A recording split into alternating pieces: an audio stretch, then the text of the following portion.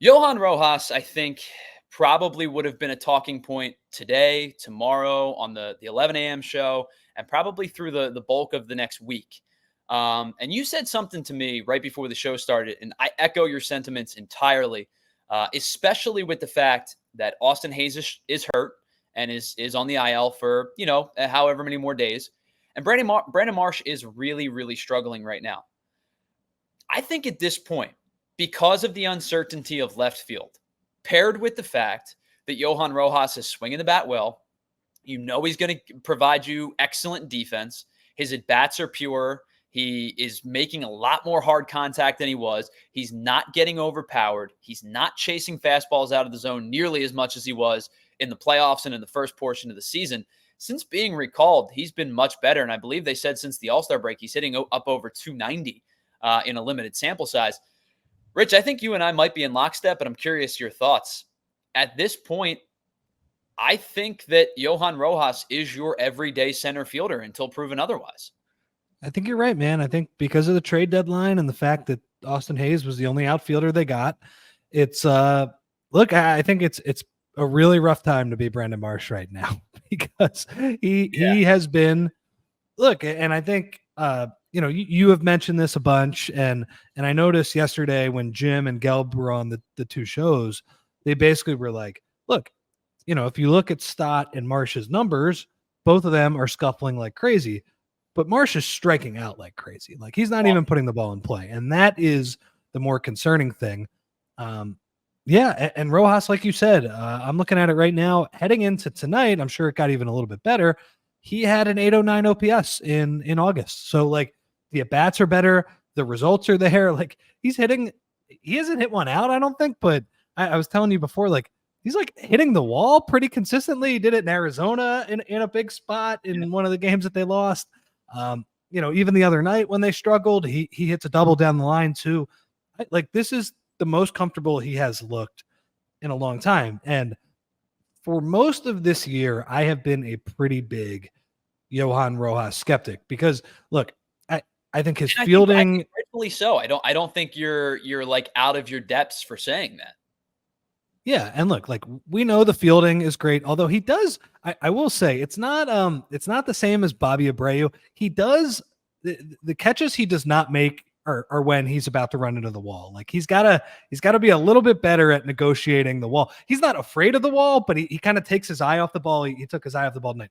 Regardless, amazing center fielder. Like will make once a week. We'll make a play that nobody else on this team can make, and often does it in a big spot. So. In complete lockstep there. And I understand even the general, like last year, I thought, okay, this is great. Like you can have a terrible hitter. That's fine. As long as he's a great fielder and the other 8 guys, it's their job to mesh. I'm scarred from last year though, because he was an automatic out in that series. And look, I know everybody else stunk. Like I know Casty and Trey in that series, chase rate, all that stuff. Like, trust me, like Johan Rojas was not the only reason they lost that series. The Diamondbacks just game plan them out of that series.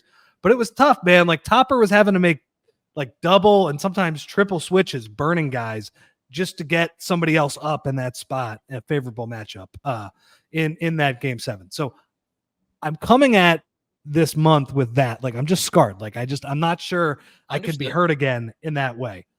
But he's looked really good, and Brandon Marsh has looked really bad. So I'm with you right now. Like I think he is the clear everyday center fielder, and maybe I'll still be a little bit skeptical in my heart of hearts, and just I'm not going to be 100% in on the Johan Rojas can be your everyday center fielder, and you can win a World Series. But he's been really good over the past couple of weeks, and that's awesome to see.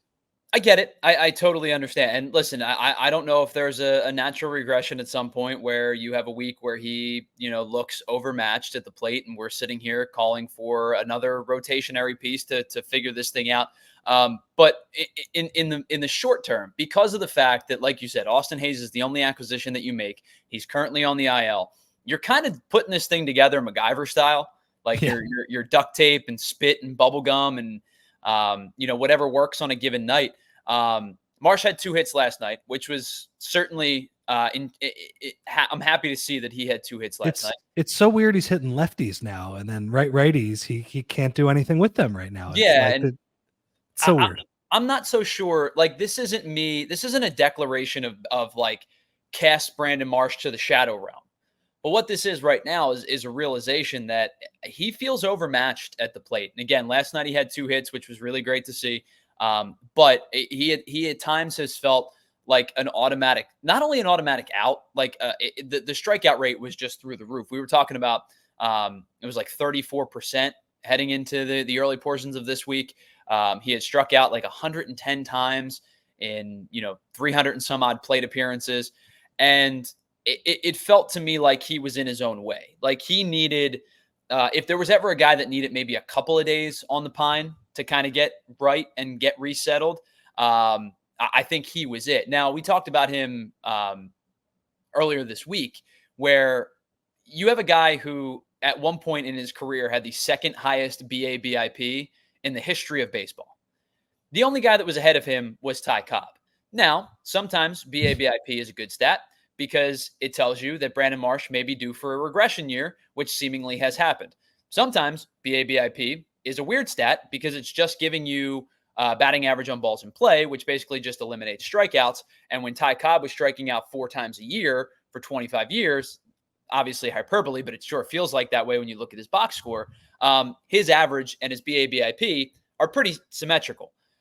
When Brandon Marsh strikes out at the clip that he does, the balls that are put in play more times than not are weighing his BABIP to a point where his average looks awesome when you eliminate the strikeouts. Everybody's, I mean, it's probably starting to become more of a trend in baseball now anyway, where more and more guys' averages look great when you eliminate strikeouts. Because Rich, we looked at it the other day. There are currently 9 players across Major League Baseball, qualified players across Major League Baseball, that are hitting 300 or above. There's 30 teams in the league, and there are 9 guys that are currently hitting 300 or above that are qualified. Brandon Marsh has really, really struggled. And I'm not trying to make this a harp on Brandon Marsh thing because the Phillies scored 13 runs tonight. But I'm just trying to paint the picture of, as Brandon Marsh has struggled, and there's no clear-cut answer currently as to who is going to be the front runner for left field and center field, Johan Rojas has been better as of late. 8 hits in his last 26 at-bats. And the thing with Rojas for me, because of the speed, because of the fact that he is squaring up some more baseballs recently, 3 hits in his last 2 games, or 2 hits, 3 hits in his last 3 games, 3 runs in his last 2 games. When he gets on base, we know he's kind of a havoc creator. So if he's going to parlay 1 for 4, 2 for 5 type of night, or get on base 2 times in 5 plate appearances into a 60% run capacity. Now, granted, that's not going to hold for the remainder of the season, but in a small sample size, what that's telling me is when Johan Rojas gets on base, Johan Rojas scores. Yeah, I mean, look, and like we said, he's working better at bats. He has 3 walks already this month. Like he's gone months without walking. Like the guy likes to swing, even though for a lot of this season he hasn't really been that good at hitting the ball. You could tell, by the way, listening to Kruk in the booth, he was pretty frustrated by his at bats for a lot of this season. Oh, for sure. He gave him a lot of props tonight. He's like, man, his at bats have been great recently. So that has been cool. I think all of your points on Marsh were really good. And I'll just add this too. There's like a sense of desperation too. Like when Nick Castellanos was thinking to join up for 2 freaking months at the beginning of this year, I mean, even more than that, honestly, he might have been the worst regular in baseball during that stretch. It was cool. Bills were winning 4 out of 5 games. Didn't matter. Like he could take an over 4 and they were still going to pitch. They still were going to field. The other guys were going to hit. He had a chance to work through it. And obviously they never took him out of the lineup, and look at him now. He's been really good for a while. Brandon Marsh doesn't have that luxury. Like they're desperate. They need competence because other guys are scuffling around him.